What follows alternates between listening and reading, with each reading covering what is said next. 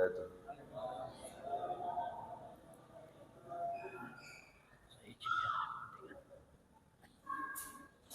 على هذه النية وعلى كل نية صالحة. الفاتحة. أعوذ بالله من الشيطان الرجيم. بسم الله الرحمن الرحيم. الحمد لله رب العالمين الرحمن الرحيم مالك يوم الدين إياك نعبد وإياك نستعين اهدنا الصراط المستقيم صراط الذين أنعمت عليهم غير المغضوب عليهم ولا الضالين آمين. الحمد لله والصلاة والسلام على رسول الله أما بعد. قال رب اشرح لي صدري ويسر لي أمري واحلل عقدة من لساني يفقهوا قولي. قالوا سبحانك لا علم لنا إلا ما علمتنا إنك أنت العليم الحكيم. Para jemaah sekalian Masjid Besar Al-Amin, Bapak Ibu, adik-adik remaja yang dimuliakan Allah Subhanahu wa taala. Kembali masih kita melanjutkan tentang kajian rutin Tafsir Al-Amin min Kitabil Jalalain. Yang mudah-mudahan ini dapat menambah keberkahan ilmu kita, ilmu yang bermanfaat dan mampu kita amalkan dalam kehidupan kita sehari-hari. Amin ya rabbal alamin. Dan pada kesempatan kali ini kita akan membahas tentang surah Al-Ikhlas yang nanti akan kita talaki dulu. Saya membaca, kemudian diikuti oleh Bapak dan Ibu sekalian. Dan selanjutnya akan dijelaskan juga tentang ilmu tajwid yang terkandung di dalam surah Al-Ikhlas. Lalu kita akan jelaskan tentang tafsir dan selanjutnya pelajaran atau kesimpulan yang bisa kita petik dari surah Al-Ikhlas tersebut. Baik, sebelumnya kita akan talaki dulu. Nanti saya baca dulu dan selanjutnya Bapak dan Ibu sekalian mengikutinya. A'udzu billahi minasy syaithanir rajim.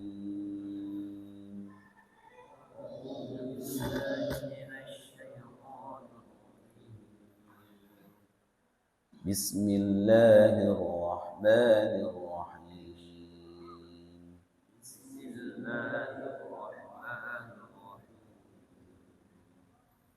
Qul huwallahu ahad. Allahus samad. Lam yalid wa lam yulad. ولم يكن له كفوا أحد.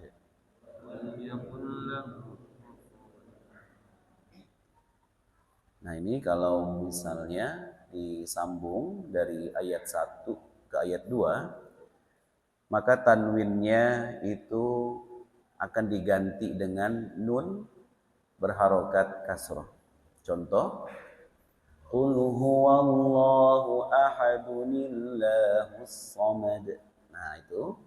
Jadi tidak boleh kita membaca Qul huwallahu ahadun Allahus samad. Nah itu salah, ya. Itu salah. Kenapa? Karena tanwin itu tidak bisa langsung disambung kepada alif lam. Maka cara menyambungnya atau wasolnya, tanwin tersebut diganti dengan nun berharokat kasroh. Jadi Qul huwallahu ahadunillahus samad. Jadi tidak baca ahadun nillah, tapi ahadu nillah, gitu ya. Ahadu nillahus samad. Coba bisa diikuti sama-sama. Qul huwallahu ahadunillahus samad.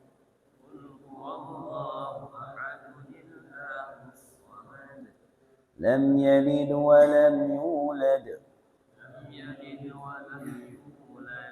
wa lam yakul lahu kufuwan ahad. Baik, kita akan jelaskan dulu kandungan tajwid yang ada pada surah Al-Ikhlas, yang mudah-mudahan ini dapat merefresh kembali pengetahuan kita tentang hukum-hukum tajwid.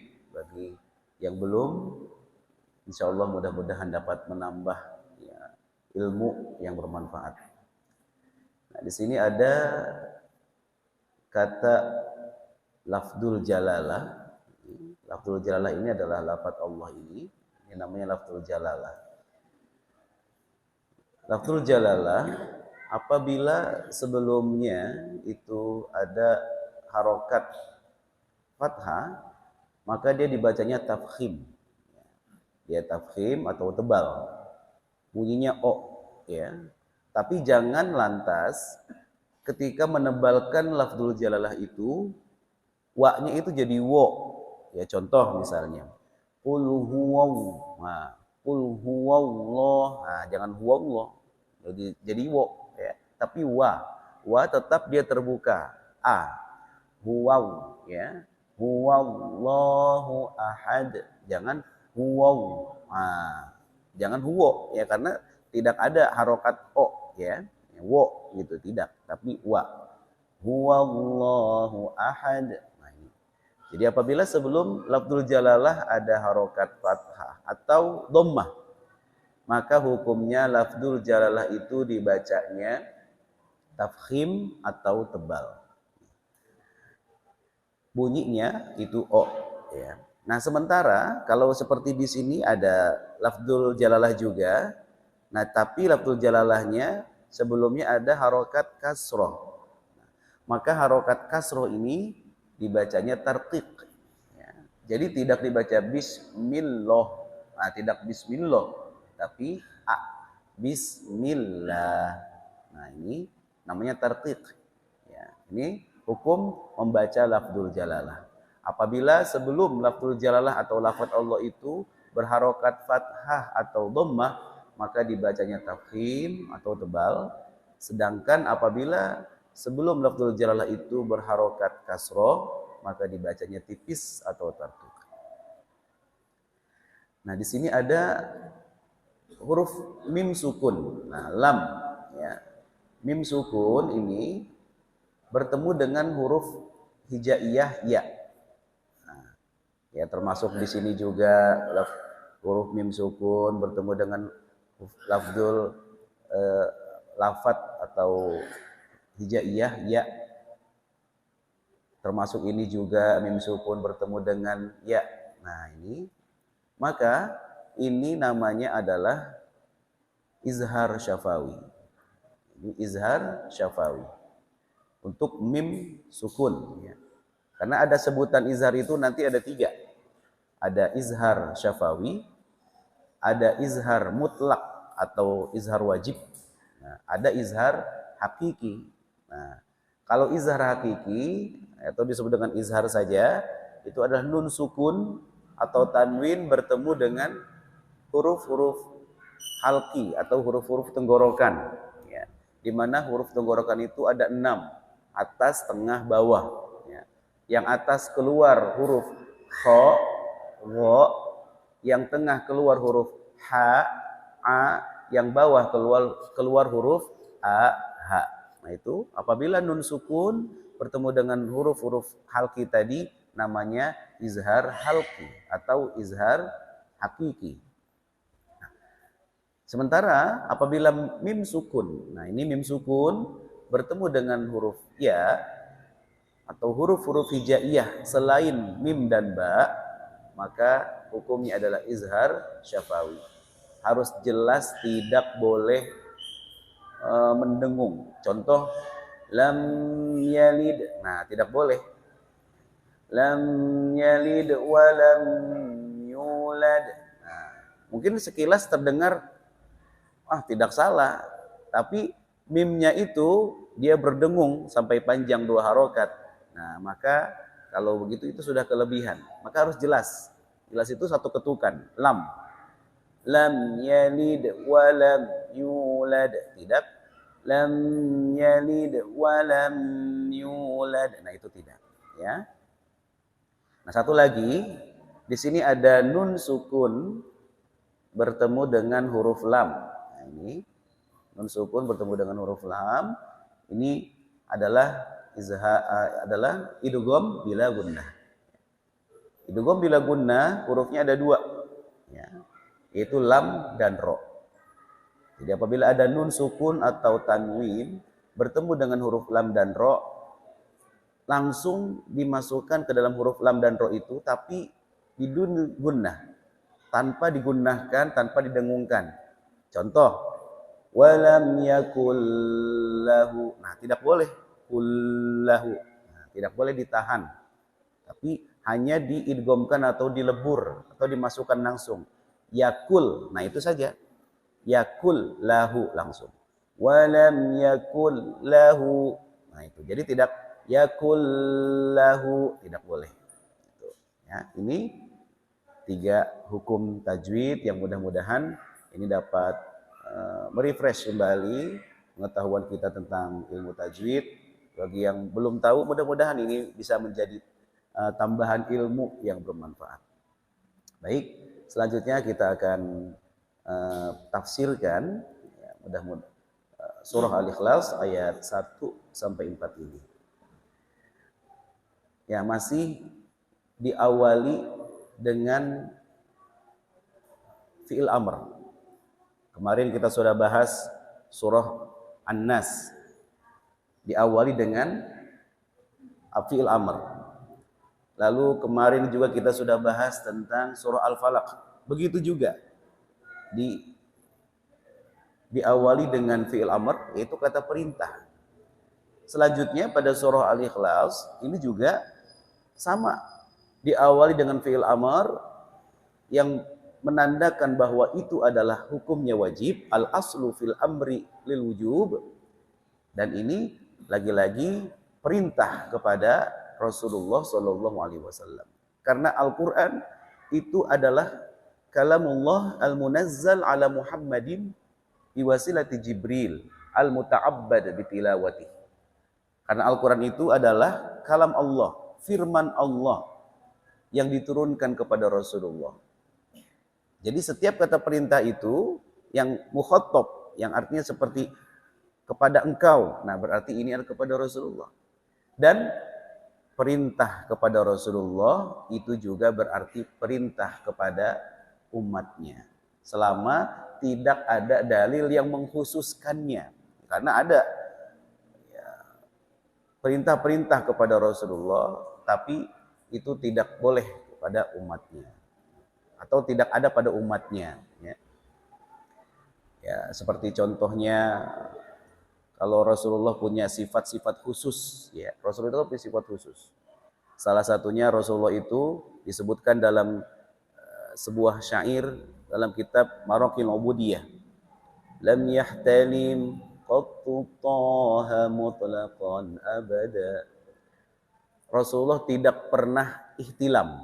Jadi ihtilam itu bermimpi basah atau bermimpi ya seperti itu, ya, yang sampai dia harus jinabah, ya, mandi junub.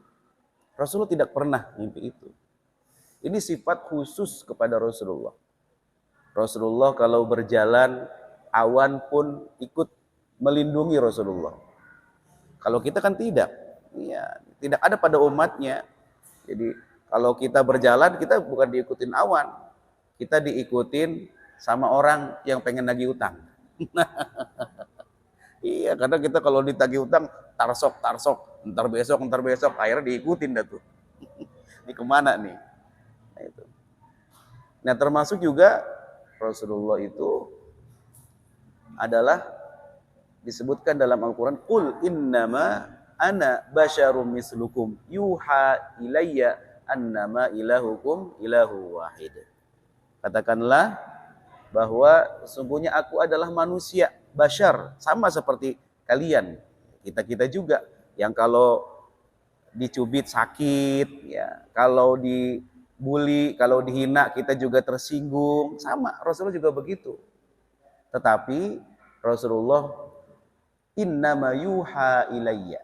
Tapi Rasulullah punya kelebihan yaitu diberikan wahyu oleh Allah. Jadi kalau Rasulullah ada khilaf itu langsung ditegur oleh Allah, turunlah ayat. Nah, ya, baterainya habis. Baterainya habis. Tes.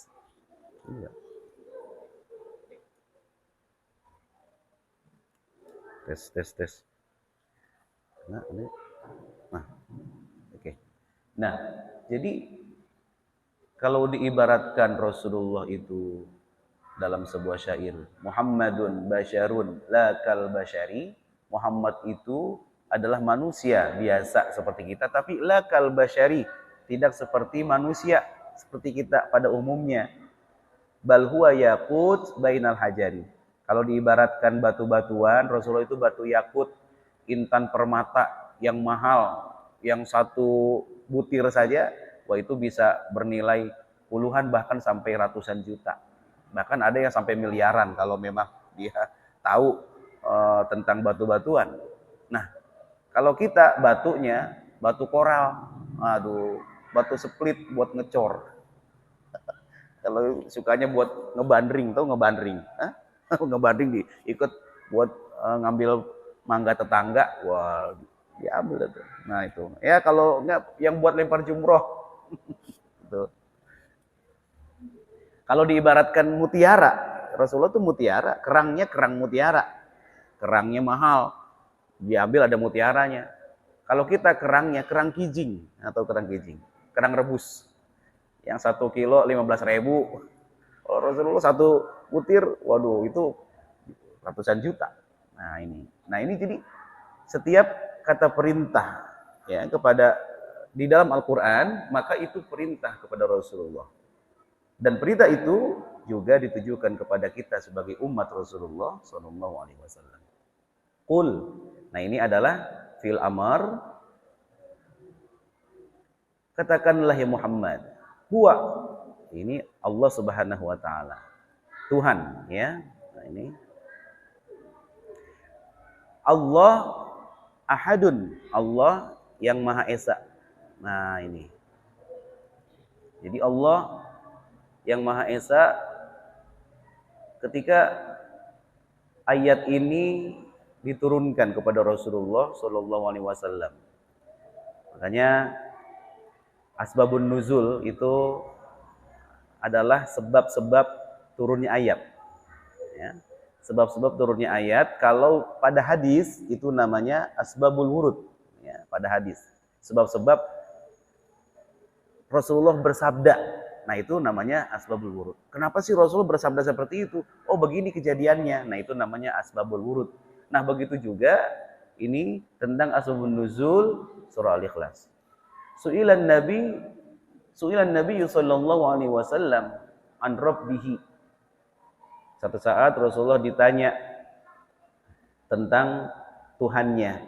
Nah ini oleh orang-orang kafir Quraisy pada saat itu.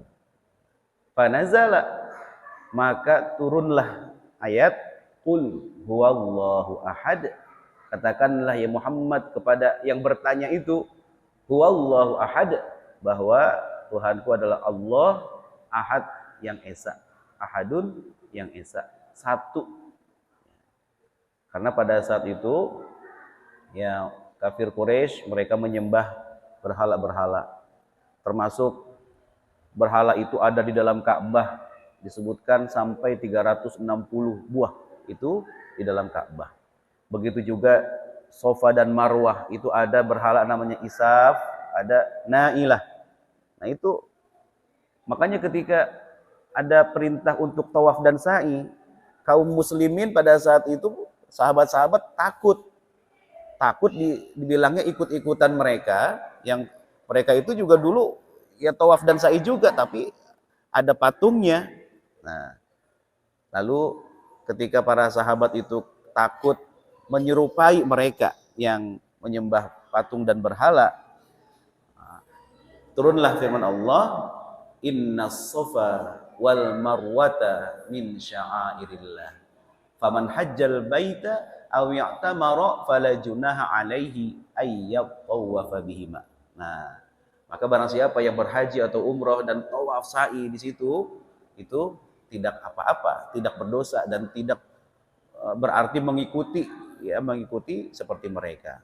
Karena man tasyabbaha biqaumin fahuwa minhum. Siapa yang menyerupai orang-orang itu, maka dia seperti dia. Kalau kita menyerupai orang-orang kafir Quraisy, maka kita pun akan seperti itu. Nah, para sahabat takut pada saat itu. Nah, turunlah ayat itu. Nah, fallahu khabar. Nah, ini disebutkan dalam tafsir Jalalain, kedudukan lafadz Allah fallahu khabarun. Jadi lafadz Allah di sini ini adalah bentuk khabar. Huwa wa ahadun, sementara kalimat huwa dan ahadun itu badal minhu, itu adalah badal, pengganti. Jadi huwa itu maksudnya adalah atau ganti dari kalimat Allah. Ahadun itu juga termasuk badal atau pengganti yang menjelaskan bahwa itu adalah yang dimaksud adalah Allah. Au khobarun sani, atau disebut juga khobar sani. Nah, itu. Jadi khobar sani khobar yang kedua. Nah, khobar yang kedua. Jadi Allah huwa ini adalah khobar yang pertama. Ya. Allah itu adalah khobar yang pertama, dan juga ahadun itu disebut khobar yang kedua. Apa mubtada'nya? Mubtada itu pendahulunya atau disebut dengan yang kalimat yang lebih dulu. Huwa itu adalah bentuk mubtada'nya. Jadi mubtada khobarnya itu bisa dua. Nah, gitu ya. Kalau dijelaskan lebih luas lagi, mubtada itu seperti suami. Suami bisa jadi istrinya sampai dua. Nah, itu ini kalau ini bicara masalah ke sana ya, dijelaskan. Tapi kalau tidak mampu satu saja. Itu. Iya. Kan jelas tuh di akhirnya, ya. Gitu kan? Jadi fankihu ma qabalakum minan nisa masna wa sulasa wa ruba'. Ini kalau mampu, ya. Fa in khiftum alla ta'dilu, kalau kamu tidak khawatir tidak mampu untuk berbuat adil, fawahidah. Cukup satu saja. Nah, ini yang harusnya ada stressingnya di sini. Jangan yang di sininya yang digembor-gemborkan terus itu. Wa in khiftum alla ta'dilu fawahidatan. Kalau kamu khawatir tidak bisa berbuat adil, maka udah satu aja, kan begitu. Nah, lafaz Allahus Somad. Nah, ini Allahus Somad. Kalau dalam ilmu nahwu kedudukannya Allah bermula, Allah itu as-somadu, tempat bergantung siapa Allah. Nah, itu. Jadi mubtada wa khabar. Jadi Allah ini adalah mubtadanya, as-somad itu adalah khabarnya. Ai al-maqsudu fil hawaiji 'ala dawam, maksudnya adalah yang dimaksud selamanya tempat bergantung kita. Kalau kita bergantung kepada pekerjaan, nanti suatu saat kita akan lengser dari pekerjaan itu. Kalau kita bergantung kepada teman, bisa jadi satu saat kita kecewa. Kadang-kadang kita itu kan bisa saja misunderstanding, ya, salah paham, ya. Satu saat pas kita mau lagi butuh pinjam uang sama teman, kita nyangka dia punya uang, ternyata dia bilang mohon maaf saya nggak punya uang. Dari situ kadang-kadang tuh kita akhirnya jadi clash. Yang tadinya kita itu soulmate, yang tadinya kita itu akrab banget sama teman itu, gara-gara satu ide tidak diterima, gagasan tidak diterima, akhirnya jadi clash, jadi musuhan. Nah, itu. Kalau kita bergantung kepada akal, kepada ilmu kita, bisa jadi banyak orang yang karena ilmunya, karena akalnya, justru dia tersesat gara-gara ilmunya itu. Kalau tidak diimbangi dengan iman. Ya. Copet, wah itu pinter, ilmunya ada. Tapi kan tidak dibarengi dengan iman. Makanya itu tidak baik. Dalam sebuah makalah Ali bin Abi Thalib menyebutkan, "Man i'tamada ala sultanihi dhalla, wa man i'tamada ala aqlihi ikhtalla, wa man i'tamada ala malihi qalla, wa man i'tamada ala ilmihi dhalla, wa man i'tamada 'alan nasi malla, wa man i'tamada 'ala Allah fala qalla wala dalla wala ikhtalla wala dhalla wala malla." Nah, ini makalah dari Sayyidina Ali. Jadi makalah itu adalah pendapat ya, ungkapan ya. Dan ini juga merupakan seruan dari Rasulullah apabila Rasulullah menyebutkan, "Alaikum bisunnati wa sunnati khulafair rasyidin." Hendaklah kalian selalu menjalankan sunnahku dan sunnahnya khulafaur rasyidin. Nah, khulafaur rasyidin termasuk ini Ali bin Abi Thalib. Nah, khulafaur rasyidin. Nah, makalah ini juga termasuk dari sunnah atau peninggalan dari Ali bin Abi Thalib.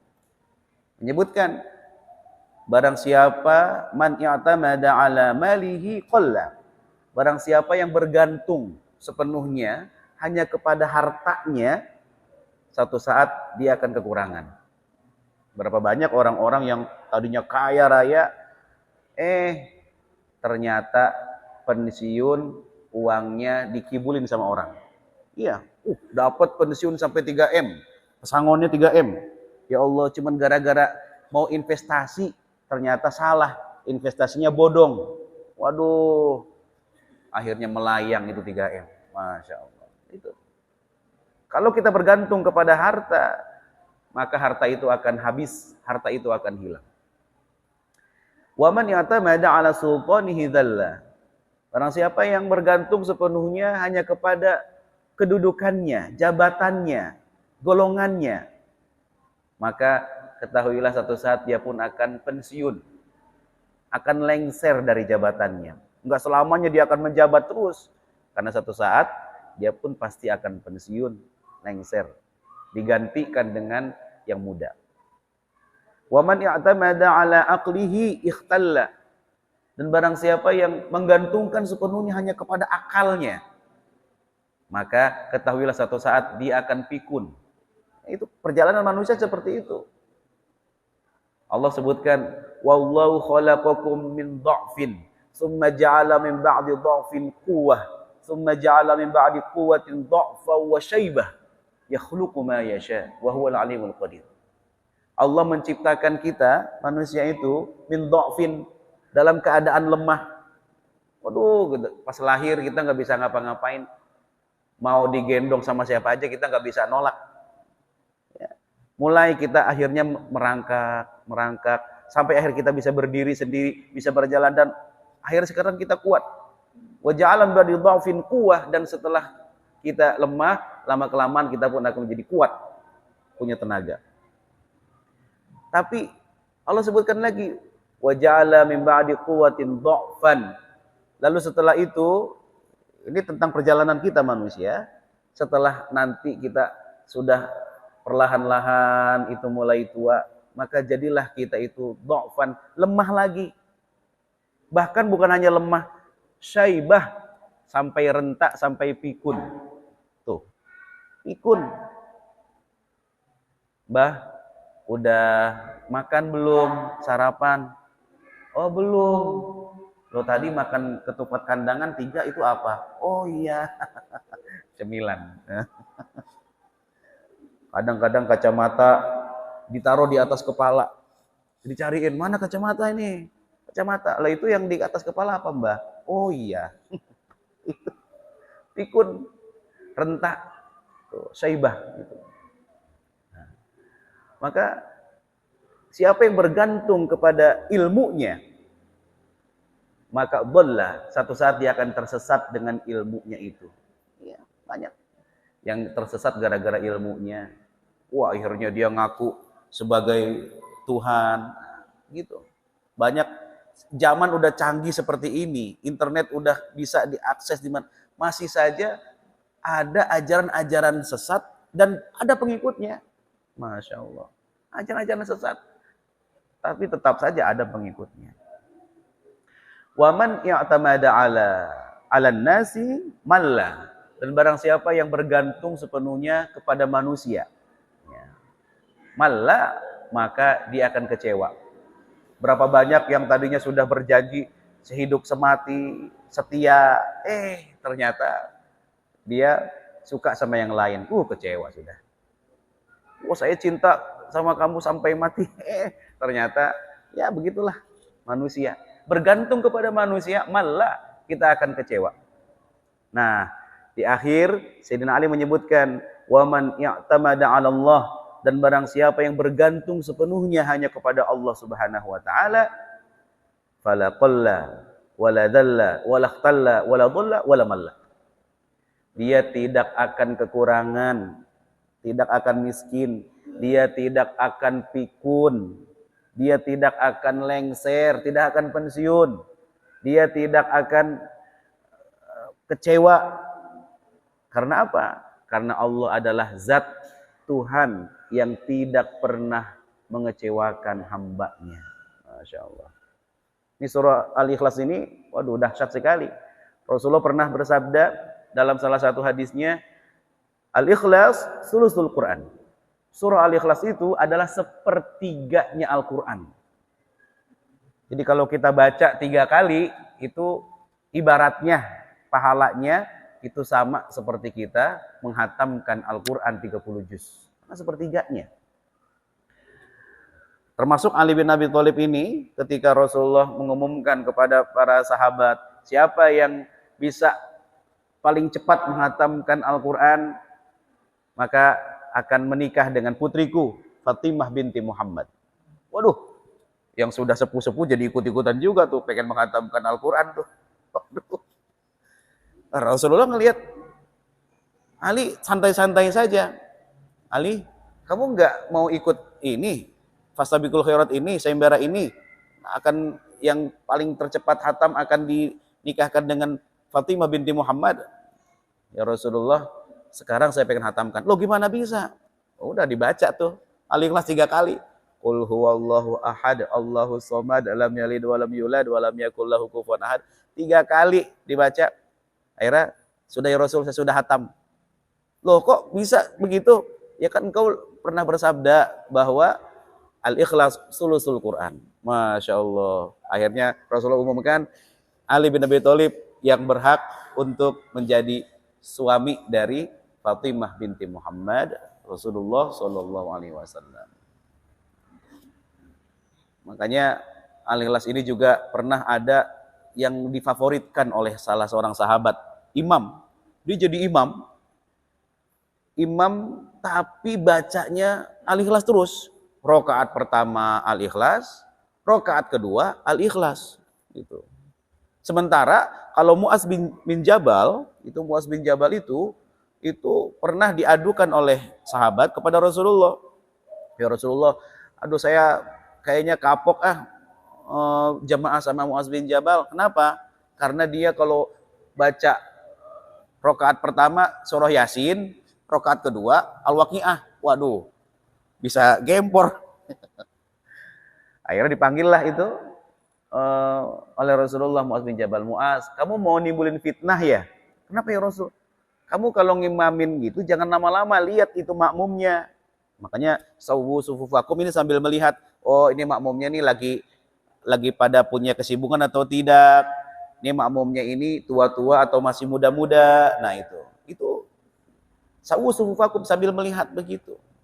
Kamu jangan timbul fitnah gara-gara kamu tuh mau menjaga hafalan rakaat pertama Yasin, rakaat kedua Al-Ikhlas, hafalanmu itu menjaga di dalam sholat, akhirnya yang lain pada kecapean. Nah, Rasulullah makanya mengajarkan kalau sholat biasa gitu ya, sholat wajib biasa, Rasulullah itu nggak pakai yang panjang-panjang gitu.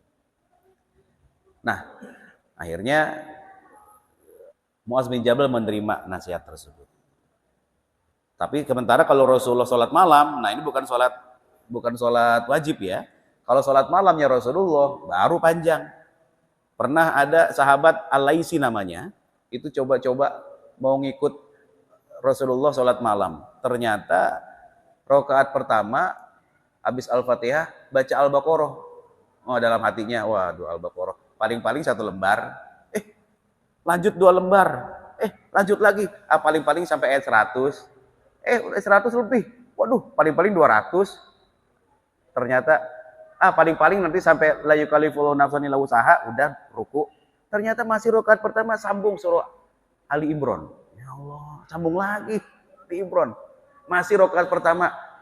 Paling-paling nanti Ali Imran habis sudah. Ternyata tidak. Nyambung lagi surah An-Nisa.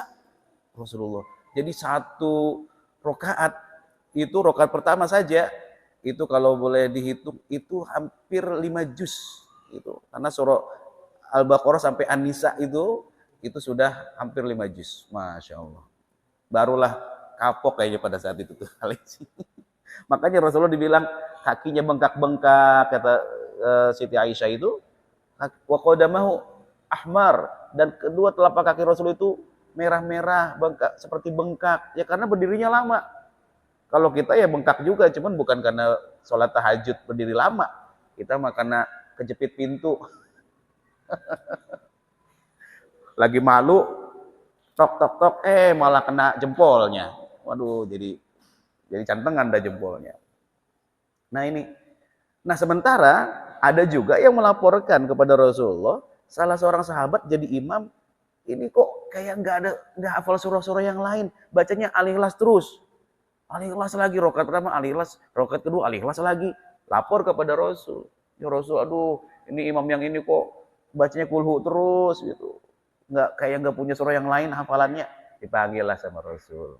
Kenapa? Jadi Rasulullah tuh tabayun dulu, nggak langsung menjustis, oh kamu salah, tidak. Tabayun dulu, apa sih alasannya? Kamu baca rakaat pertama Al-Ikhlas, kedua Al-Ikhlas. Nah, dia bilang, surah Al-Ikhlas itu adalah surah favoritku ya Rasul. Saya cinta sekali dengan surah Al-Ikhlas. Kamu nggak hafal surah yang lain? Oh, saya hafal Quran, yang lain saya hafal, cuman saya senang sama Al-Ikhlas ini, makanya saya baca Al-Ikhlas terus. Bahkan Rasulullah memujinya, anta tadkhulul jannah ma'ahbabta. Kamu akan masuk surga dengan apa yang kamu sukain itu. Masya Allah. Malah dipuji, tidak disalahkan. Nah, itu Rasulullah. Ini surah Al-Ikhlas. Ya. Satu-satunya surah namanya Al-Ikhlas, tapi tidak ada kata ikhlas di dalamnya. Coba. Qul huwallahu ahad, Allahus samad, lam yalid walam yulad, walam yakul lahu kufuwan ahad. Tidak ada kata ikhlas di dalamnya. Sementara surah-surah yang lain itu ada. Ya kalau Al-Fatihah itu sudah jelas, Al-Fatihah pembuka Al-Quran. Ya. Makanya disebut Sab'ul Masani, disebut Ummul Quran atau Ummul Kitab, disebut juga Al-Fatihah pembuka. Nah itu. Al-Baqarah ada sebutan Al-Baqarah. Qalu ud'u lana rabbaka yubayyin lana ma hi, dan seterusnya itu ada. Innal Baqarah. Nah itu. Disebutkan Al-Baqarah. Ali Imran ada. Sebutan Ali Imran. An-Nahl ada. Karena setiap surah itu pasti ada nama surah di dalam ayatnya itu.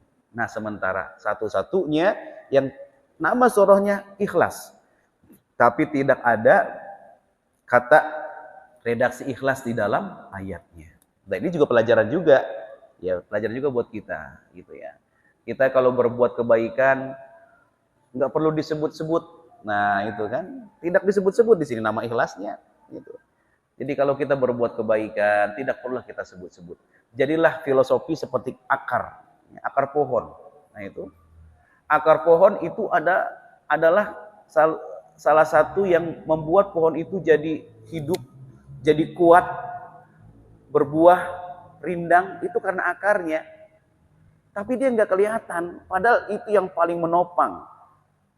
Intinya pohon itu adalah akarnya, tapi dia terbenam di dalam tanah, tidak terlihat, tidak kelihatan. Begitu juga dengan keikhlasan. Memang untuk ikhlas itu ya agak sulit gitu, karena latihannya juga harus lama gitu kan. Ya, tapi paling tidak kalau disederhanakan ya dalam kehidupan kita, Ikhlas itu ya ibarat orang pup, ya ibarat orang itu buang air besar, dia habis makan durian yang harganya 250.000, itu udah nggak diinget-inget lagi sudah tuh. Aduh sayang banget ya itu 250.000, enggak, udah yang udah dibuang ya sudah dibuang, yang sudah dikerjakan ya sudah, nggak perlu diinget-inget lagi. Nah itu namanya ikhlas, nggak diungkit-ungkit. Bahkan kalau kita ngungkit-ngungkit, justru akan menghapuskan atau menghanguskan pahala sedekah kita.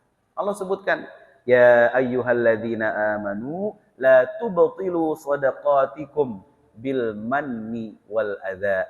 Wahai orang-orang yang beriman, janganlah kamu rusak, janganlah kamu batalkan, janganlah kamu hanguskan pahala kebaikan sedekahmu bil manni wal adza, dengan menyebut-nyebutnya, mengungkit-ngungkitnya, dan menyakiti hati orang yang menerima. Kita kan kadang-kadang kalau udah sebel sama orang, kesel sama orang tuh suka begitu, ngungkit-ngungkit. Kamu tahu nggak? Kamu tuh bisa seperti ini kan saya yang biayain. Wah, mulai dah tuh. Namanya itu disebut dalam ayat afaro'aita manittakhadha ilahahu hawa. Apakah kamu sadar banyak orang-orang yang menjadikan hawa nafsunya sebagai Tuhannya? Padahal Allahus Samad, Allah adalah tempat kita bergantung segala-galanya. Lam yalid wa lam yulad lintifai mujanasatihi lam yalid. Allah tidak diperanakan, Allah tidak ada yang menyamakan, tidak ada walam yulad, dan juga Allah tidak diperanakan lintifail hudus anhu. Jadi tidak ada yang sejenis dengan Allah. Makanya kalau kita belajar dulu tentang sifat-sifat wajib Allah, disebutkan mukhallafatul lil hawadisi. Allah itu berbeda dengan makhluknya. Makanya tidak boleh kita itu menyamakan Allah dengan kita. Seperti ada ayat, inilah yang nanti akhirnya melahirkan paham-paham mujassimah. Ya, paham-paham mujassimah dalam ilmu kalam atau ilmu tasawuf, itu orang-orang yang menganggap bahwa Allah itu ya punya fisik seperti kita. Tidak boleh kita menyamakan begitu. Ya. Yadullah fawqa aydihim, tangannya Allah di atas tangan mereka. Berarti tangannya Allah seperti tangan kita. Tidak boleh kita menyamakan tangan Allah dengan tangan kita. Kalau para mufassir menyebutkan yang dimaksud dengan yadun di situ itu adalah kekuasaan Allah. Nah, ini tidak boleh kita pas sholat pengen khusyuk gitu ya. Kita Allah, kita seakan-akan di sini ada sinar putih gitu. Ada sinar putih, inilah Allah. Tidak boleh. Tidak boleh kita menyamakan Allah dengan makhluknya, dengan ciptaannya. Walaupun kita, makanya dalam sholat kita makruh untuk memejamkan mata kita. Saya pengen khusyuk gitu. Makanya khusyuk itu bukan rukun sholat. Iya. Kalau khusyuk rukun sholat, waduh, kita mungkin udah nggak sah semua sholatnya kita. Iya. Untungnya khusyuk itu hanyalah kebaikan dalam sholat. Kalau khusyuk bagus gitu. Makanya cuma 2 tempat kita itu dianjurkan untuk khusyuk. Yang pertama ketika takbiratul ihram. Yang kedua, ketika kita tawajuh, ya, asyhadu alla ilaha illallah. Disitulah 2 tempat itu yang dianjurkan kita untuk khusyuk. Kalaupun kita nggak bisa, masih ingat kunci, kadang-kadang kita pas salat itu kan ingat kunci, iya ya, ditaruh di sono ya kuncinya ya. Nah itu tidak membatalkan salat kita. Nah itu, makanya ketika kita salat pun itu dimakruhkan untuk merem. Lam yalid wa lam yulad, Allah tidak beranak dan juga tidak diperanakan.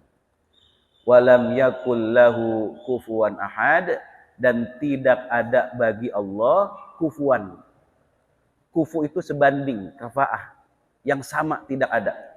Makanya kita tidak boleh menyamakan, dia kekuat ini gara-gara saya pakai ini nih, saya jadi selamat. Nah, enggak boleh. Tidak ada. Yang menyelamatkan kita Allah Subhanahu wa taala. Yang memberikan kita rezeki Allah Subhanahu wa taala. Apalagi kalau di rumah kita ada lukisan, kalau ada lukisan ini, rumah saya nih jadinya nyaman. Nah, itu tidak boleh. Nah, dalam hadis Rasul, Salah satunya, malaikat tidak akan masuk ke dalam rumah kita kalau di dalamnya itu ada berhala yang diyakini punya kesamaan dengan Allah Subhanahu wa taala. Ai mukafian wa mumasilan. Maksudnya adalah sekufu atau sebanding, wa mumasilan dan sama, walahu muta'alliqun bikufuan. Nah, lafaz ini lahu ini muta'alliqun berhubungan bikufuan dengan lafaz kufuan. Wa quddima alaihi dan didahulukan lafaz kufuan li'annahu mahaqqul qasdi bin nafyi. Karena kufuan ini tidak ada yang sebanding dengan Allah Subhanahu wa taala. Wa ukhira ahadun dan diakhirkan lafaz ahadun, wa huwa dan lafaz huwa itu ismun yakun an khabariha riayatul fasilah. Karena amalan atau disebut dalam kana wa akhwatuha itu yakun lahu kufuwan ahad, ini kedudukannya yakun lahunya ini menjadi isim dan kufuwan ini menjadi khobarnya. Tansibul isma wa tarfa'ul khobar, merofakkan khobar dan menasobkan isim. Nah, itulah amalan dari kana wa akhwatuha. Sudah masuk isya kah? Belum?